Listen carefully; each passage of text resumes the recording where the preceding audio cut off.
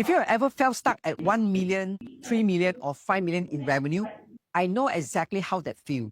I started Obsnap with only 4,000, a fax machine, and a dream. No big investor, no fancy office, just grit, long nights, and a belief that I could build something bigger than myself.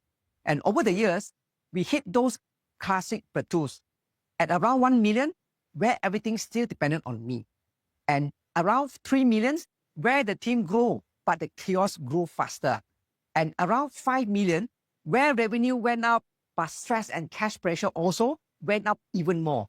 And each time I thought the answer was to work harder. But what actually helped us break through were not longer hours. There were pivots in how we led, how we focused, how we attracted people, and how we executed, and how we managed cash.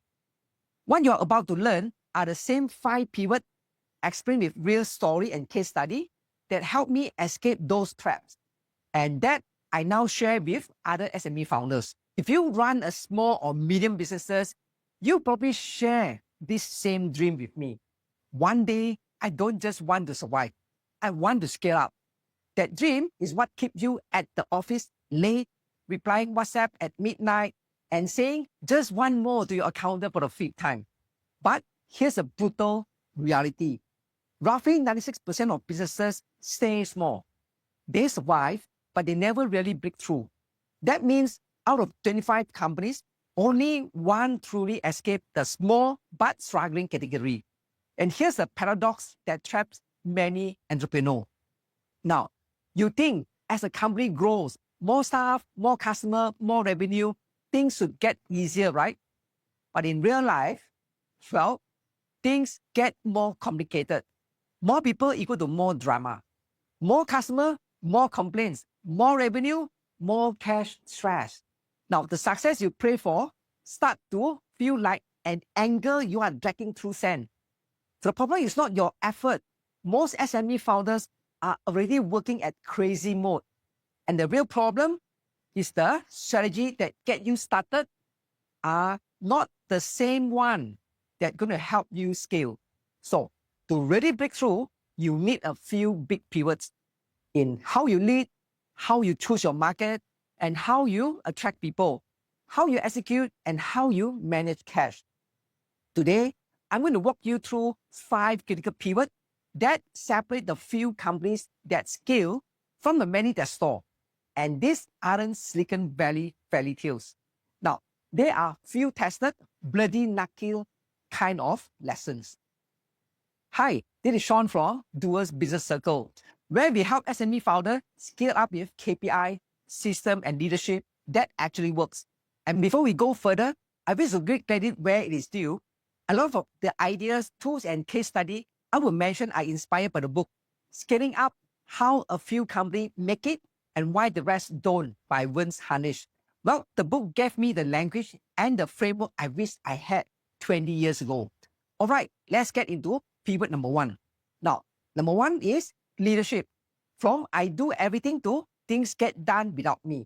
Now, this first pivot is the hardest because it starts with you. There's a famous line Vince often quotes. And from Peter Drucker, the bottleneck is always at the top of the bottle. Now, in SME language, is everything depends on you. You are the ceiling. And as long as you are the hero, the chief firefighter, the answer for every question, your growth is capped by your personal capacities. You don't scale a company by having a stronger founder. You scale by building a stronger organization. Now, I wish to share a true story when the founder becomes the problems.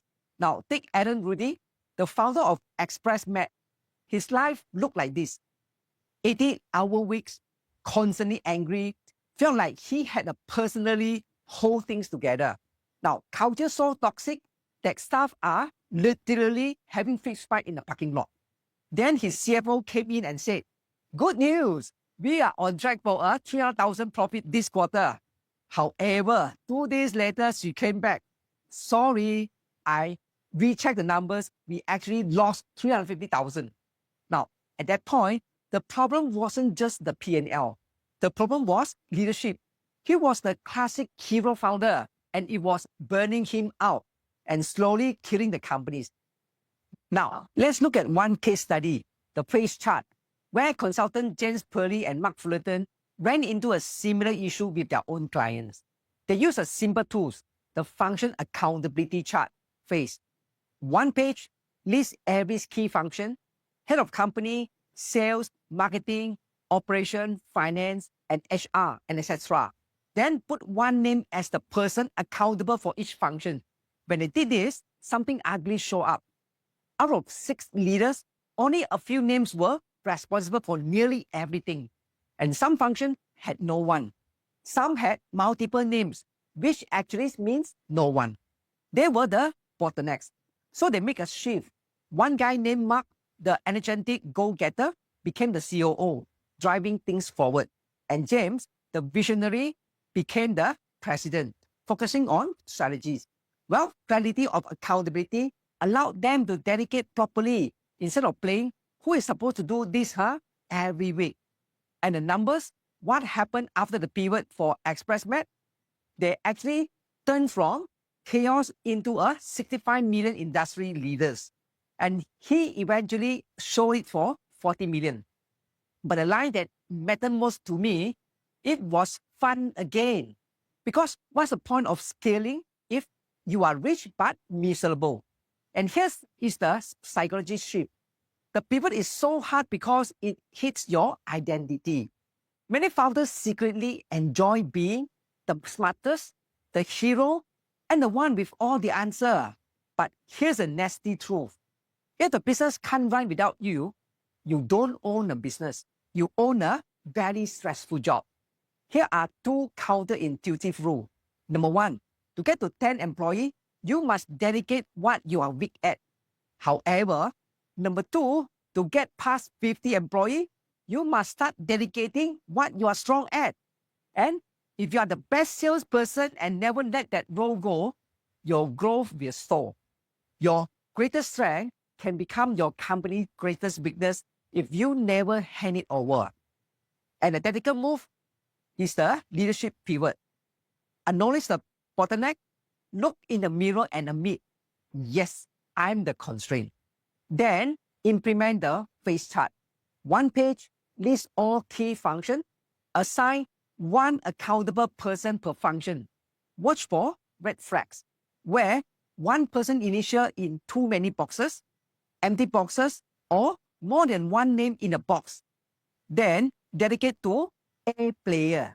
For me, A players is equal to doesn't need babysitting and regularly wow the team with their insight and execution.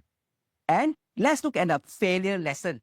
If you don't make this shift from doers to delegator, you create your own growth ceiling.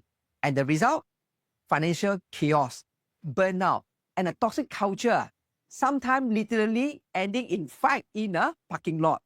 And once you clear the leadership bottleneck, then you face the next brutal question.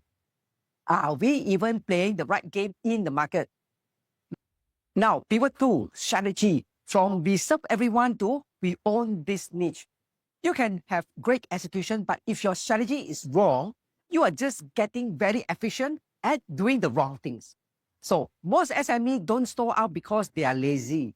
They store out because they are trying to be everything to everyone. Now, that leads to becoming a commodity, competing only on price, and constant stress to close more just to survive. Now, real skill doesn't come from doing more. It comes from doing less but better. The story continues for Alan Rudy, and this time is the generic call center. And after ExpressMed, Alan Rudy invested in a company called Receptionist. Now, they were a generic call center serving 60 to 70 different industries, competing with overseas call center, charging as low as 50 cents per minute. It was a classic case of we serve everyone. We are a commodity. And here are the psychological shifts. There is a shift from growth by addition to growth by subtraction. And say yes to everyone to say a strong yes to the right one. So it is Jim Collins' hedgehog concept in action.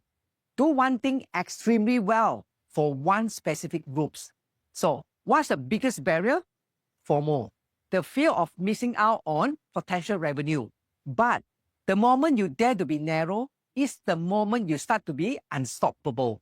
And here's the tactical move. Strategy pivot. First, identify your core customer who give you the best long-term profit, not just short-term revenue. Then, uncover the real emotional solution. Perceptionists wasn't just selling call answering. They were selling peace of mind and guaranteed business.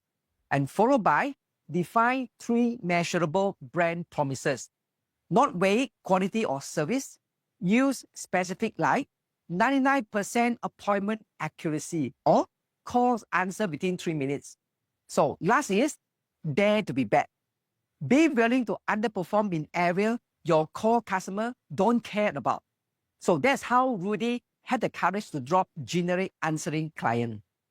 And the failure lesson, if you fail to choose a differentiated strategy, you were forced into a price war.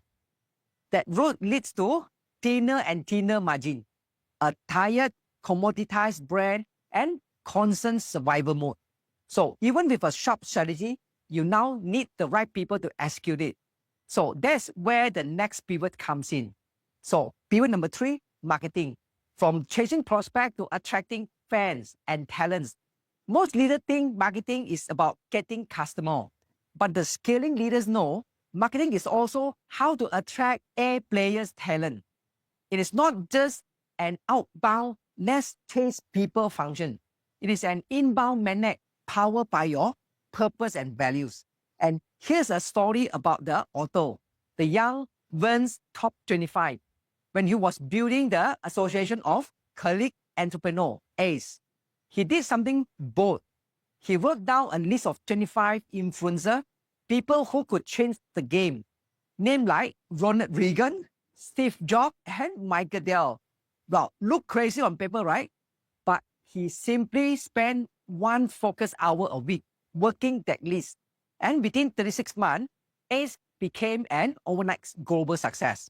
So Jobs and Dell spoke at events, and a congratulatory telegram came from Reagan's White House.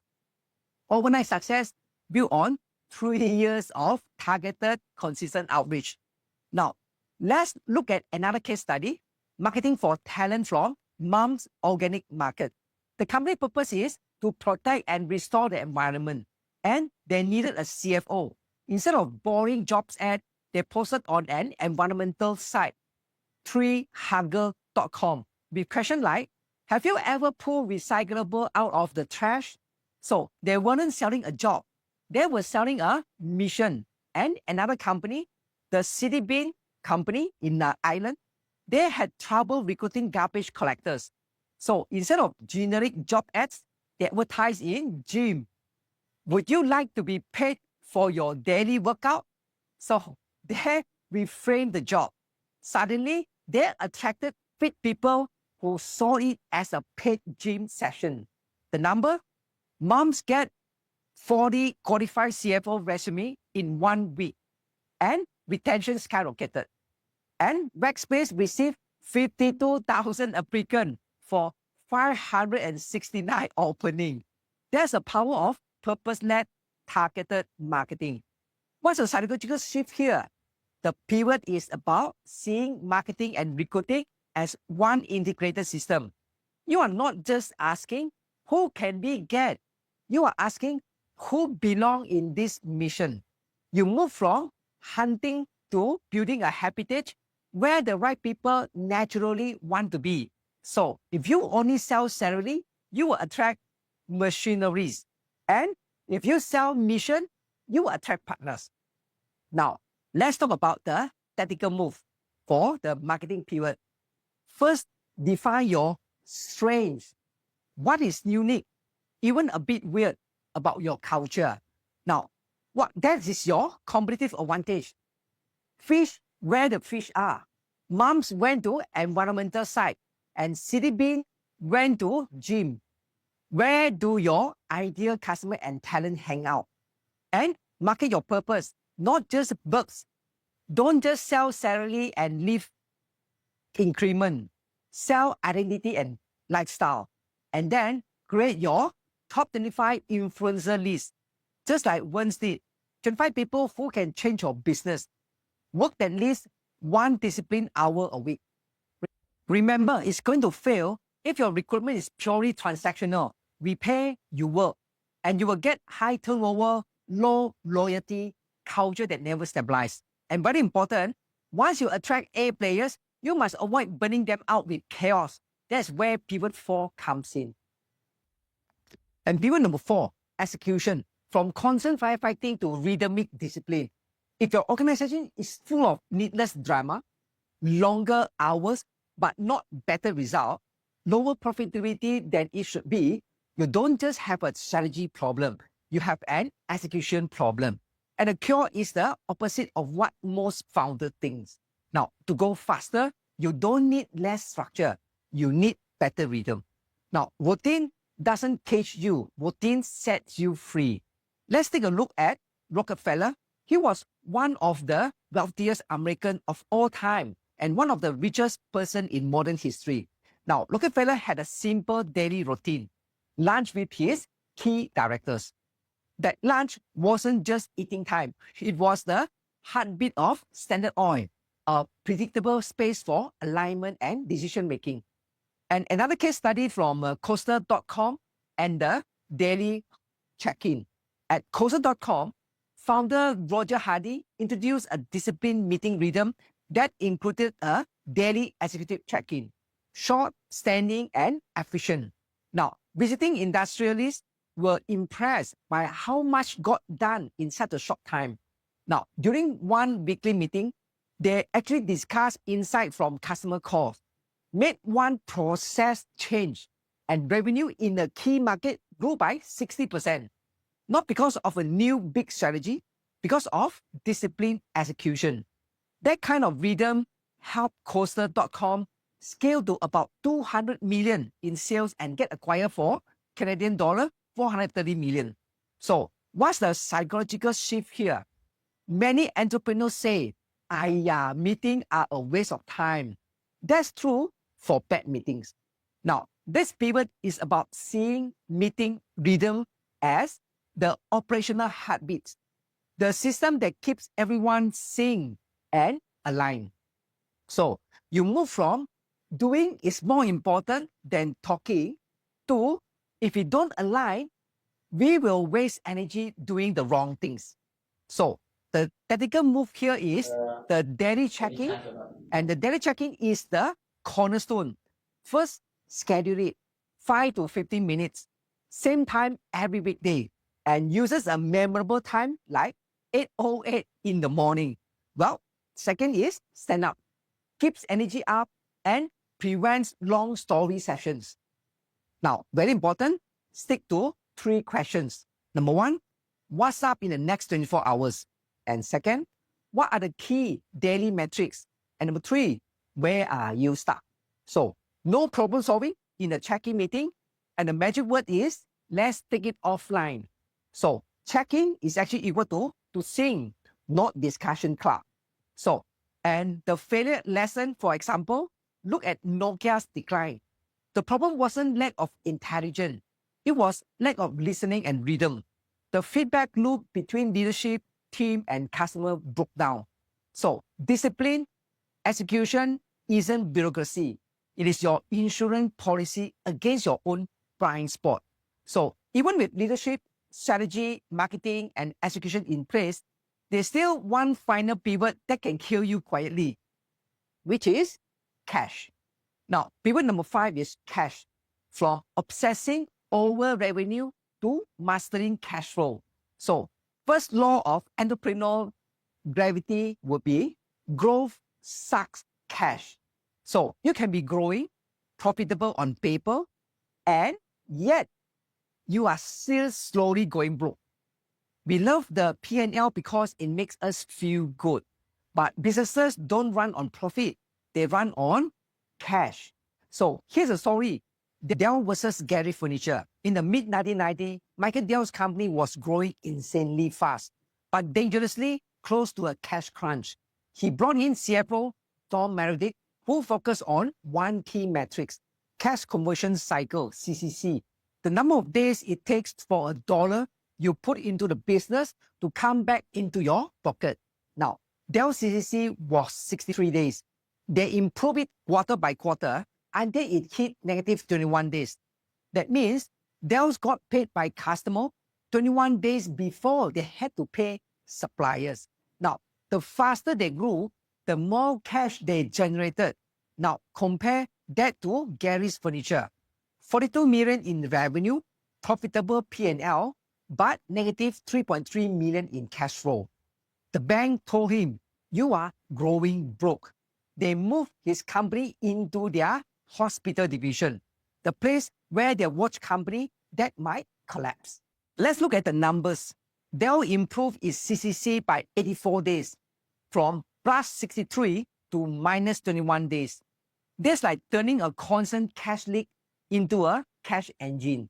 Now, the psychological shift here is we have all heard revenue is vanity, profit is sanity, but the full version is revenue is vanity, profit is sanity, and cash flow is king. Now, as entrepreneur, we love revenue and profit stories, but the balance sheet and cash flow statement tell you whether your company can breathe. You have to start thinking like both an entrepreneur and a banker. Now, the tactical move here is cash pivot. Calculate your CCC. If you don't know your numbers, you are driving with your eyes half closed. So use the cash tools. Cash is equal to cash acceleration strategies. You improve CCC by shortening cycle times. That is, bill twice a month instead of monthly, or eliminating mistakes that delay payment. For example, walk through with clients before invoicing. And changing your business model. That is, deposit upfront. Now, apply the power of one.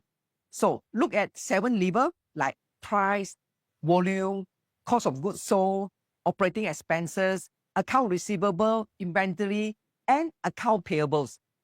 So improve each level by just 1% or 1 day. That small shift can create a huge impact on your cash position. And let's look at the failure lesson. Gary Furniture teaches the most dangerous illusion in business. We are profitable, so we are safe. No, you are safe only if you have cash. Now, confusing profit with cash can quietly hand control of your business to your banker while you are still celebrating good revenue. So, conclusion is, it is a conscious choice. So, let's bring it all together. Scaling a business is not an accident. It doesn't happen because you work very hard or have been in business for 20 years. It happened because you make conscious pivot in 5 areas. Number 1, leadership pivot from doers to delegator. Number 2, strategy pivot from serving everyone to dominating a niche. And number 3, marketing pivot from chasing prospect to attracting fans and talents. Number 4, execution pivot from firefighting to rhythm. And number 5, cash pivot from revenue obsession to cash mastery. Now, as Jim Conning and Morton Hansen said, greatness is not a function of circumstance. And greatness is largely a matter of conscious choice and discipline. You don't need to fix everything at once. The most powerful move you can make today is pick one pivot, just one, and commit to making progress there. That one decision is the first step away from being one of the 96% that stall. Now, toward joining the small group that truly scale up. If this helped you and you are a founder who doesn't just want to survive this month, but really want to build a scalable, KPI-driven, systemized business, hit subscribe. Drop a comment and which pivot hit you the hardest and which one you are going to work on first.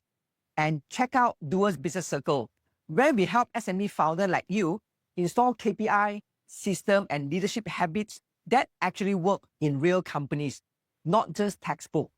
You don't need a perfect business to scale, you just need the courage to pivot and the discipline to follow through. Now, see you in the next one.